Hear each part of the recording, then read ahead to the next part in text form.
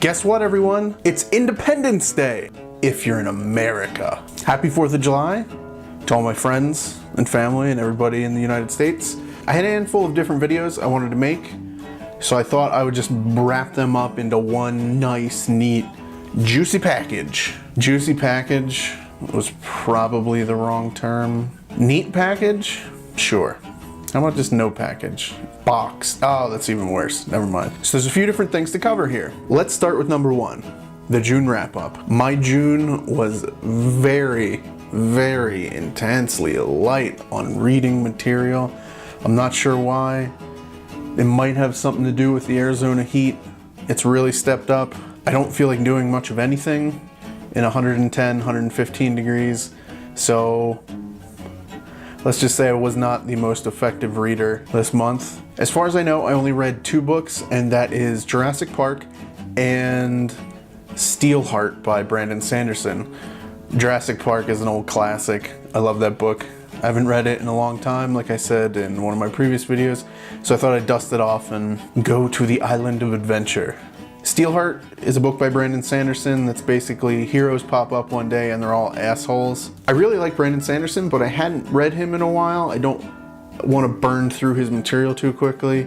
I also haven't grown the courage yet to wander my way through Words of Radiance, so I decided to finally read Steelheart, and it was good. I felt like it just pulled me through the book really quickly. The pace was really quick.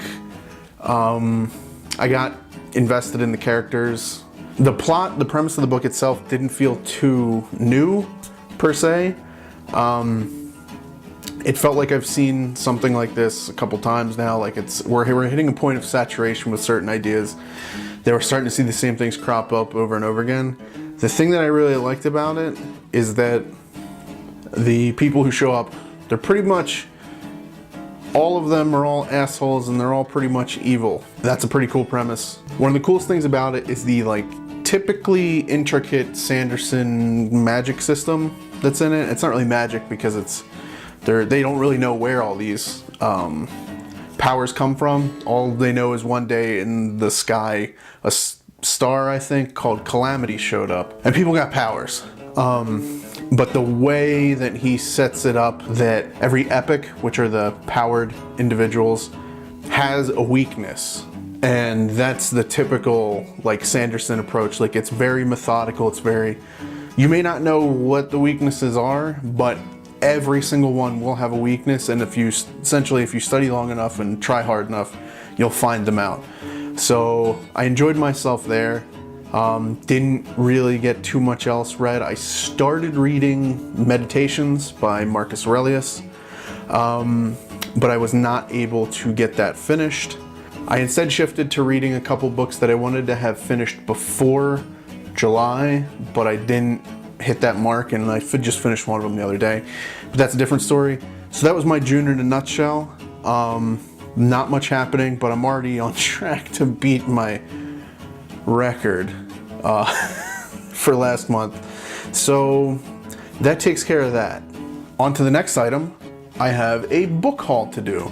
I haven't been to a bookstore in a while. I haven't been to a used bookstore in a very long time.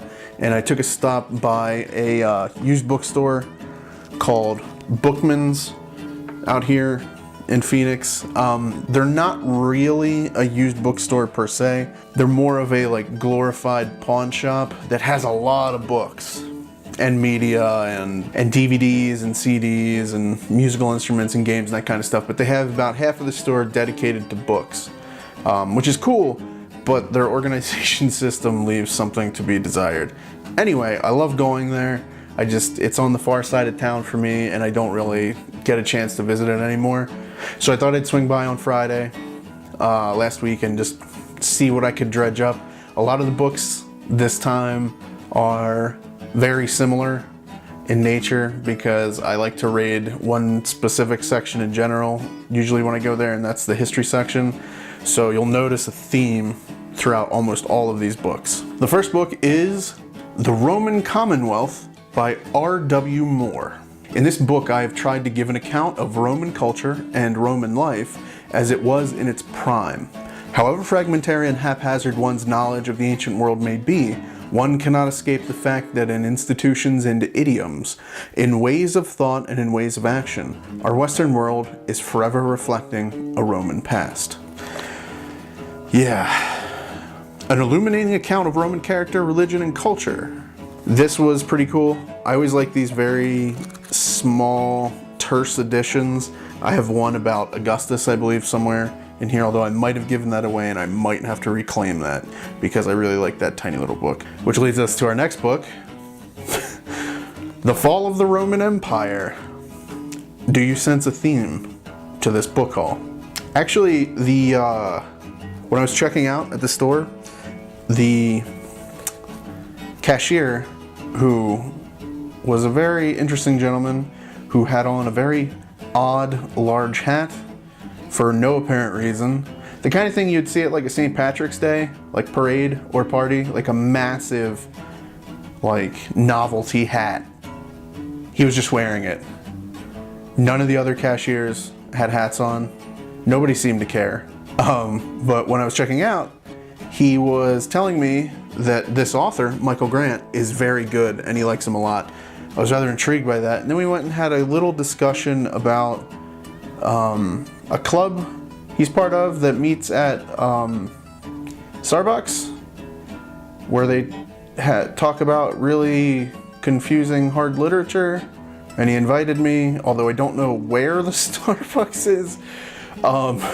He didn't really give me locations. He just said when we started talking about literature and whatnot, as the people behind me in line started getting more and more angry, he just said, "Yeah, we meet at Starbucks. There's a lot of smart people. There's this kid who's getting his PhD and blah, blah, blah, blah, blah, and reading James Joyce, Ulysses," and I'm just like, okay, like, just give me my fucking books on Rome.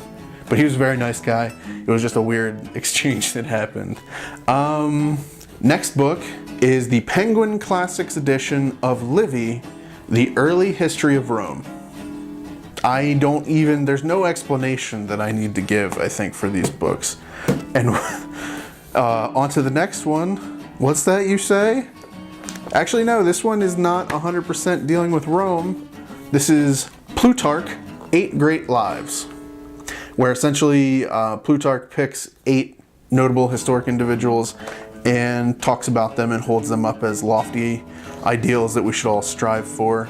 Pericles, I'm gonna butcher this terribly, but Alcibiades, is that Alcibiades? I don't know. Who the fuck knows? Then we have Gaius Marcius Coriolanus, a comparison of and Coriolanus, Demosthenes, Cicero, comparison of Demosthenes and Cicero, Alexander, Caesar, and Antony. In case any of you haven't been able to tell, I was not classically trained, and my pronunciation of names in other languages is terrible. Our next book is an interesting volume. It is The Portable Roman Reader. It is essentially a collection of essential writings of the Romans in their finest English translations. We have the comedies of Terence and Plautus, the histories of Julius Caesar, Livy and Tacitus, the oratory of Cicero, poems by Catullus, Virgil, Horace, and Martial, the philosophy of Lucretius and Boethius, and the ribald myths of Ovid and Apuleius. So that seemed pretty interesting. I've been looking for a collection of Roman literature for a while now. So there goes the Roman section of the book haul. The rest is kind of its own thing, just stuff I saw in passing that I thought was interesting. We have Lao Tzu's Tao Te Ching. The little bit that I do know has interested me greatly, and I'd like to expand my knowledge on the subject. So I may have an ebook version on my Kindle, but I figured for a few bucks I would grab this translation of it and just see what the heck, why not? To go along with that, to balance things out, we have the Penguin Classics edition of Confucius, the Analects. I know a decent amount more about Zen Buddhism and about just Mahayana, like Indian, Tibetan Buddhism, than I do about these traditional Chinese ways of thought. So I thought, why not give it a shot? It's all about expanding your consciousness. And this next book caught me completely off guard because it's a notable author that I realized I had never read. And when I show you the book, there should be at least a few of you that are very disappointed in me. But as you can see, I've purchased the book and I'm remedying a situation. But that is The Green Hills of Africa by Ernest Hemingway. And honestly, the cover stood out. This was on a table full of other books and the cover just snagged me, and then I saw it was Ernest Hemingway, and I'm like, God damn, I gotta buy this book. It looks super interesting. So that will hopefully be a very good read once I get to it. So that about wraps up the book haul section of this video. Next, we're gonna kind of sink our teeth into more of the July 4th aspect of this video, and that is I had 2 books that I wanted to have finished before I shot this video, but it just wasn't feasible considering that I only bought the books yesterday morning. I did finish one, I've started the other, but I won't have it done by the time that I'm shooting this. So I just had to suck it up and talk about the one that I finished and give you a little bit of an idea of what the other book was and all that, and its relevance to the video. So the first book I read this month, it was written by an author named Gordon S. Wood, and the book that I read was called The American Revolution. It's a very concise, quick look at kind of a macro level view of the American Revolution. I found that ever since I was done high school, my knowledge of American history has kind of petered out as I've spread my wings and started learning about different subjects, and it's one of those things that I want to refresh and I want to keep in my mind because I think it's important to know your history. It's important to know everybody's history and know how the world works and how it's worked in the past and how it might work in the future.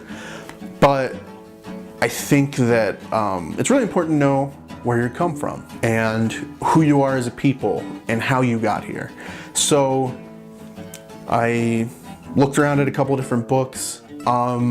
I wanted to make sure I didn't get too in-depth on things because I want to be able to get through these books rather quickly.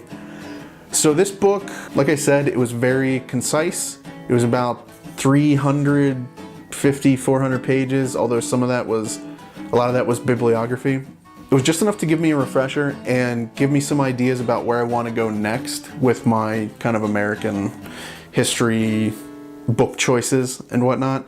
I will say that it wasn't very heavy on the military aspect. I mean, obviously that was a large component, but it doesn't waste its time delving into the military facets too heavily because that's not the kind of book it is. It's just really, here's how things happened, here's why things happened. So I will say that after having read that, I've never really read kind of in-depth military looks at the American Revolution and troop movements, and I know generally, you know the battles you hear about in school and Lexington and Concord and Yorktown and these kind of things and what you can see in the movie The Patriot, blah, blah, blah, blah. But I've never read too heavily into it, and this book left me wanting to read more. So to wrap this video up, everybody have a great 4th of July. Everybody outside the United States, enjoy your Monday. I'm hopefully in the future going to be doing videos celebrating your national holidays as well. Because you know what?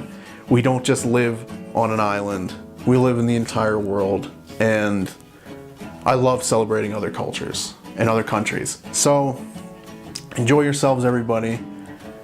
Eat, drink, be merry, have a good time. Don't drive drunk because that's fucking stupid.